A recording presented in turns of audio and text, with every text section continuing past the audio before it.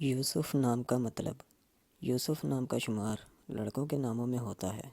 یوسف نام کی ابتدائی تاریخ عربی زبان سے نکلتی ہے۔ یوسف نام کا مطلب نہایت حسین، حسین و جمیل، خوبصورت، خوش شکل اور ایک مشہور پیغمبر کا نام ہے۔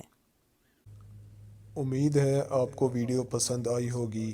اگر پسند آئی ہے تو اس ویڈیو کو لائک کریں، شیئر کریں اور کمنٹ کریں، اور مزید ناموں کا مطلب جاننے کے لیے ہمارے چینل کو سبسکرائب کریں، لائک کریں اور شیئر کریں، اور مزید معلومات کے لیے آپ ہمیں فیس بک اور انسٹاگرام پر بھی فالو کر سکتے ہیں۔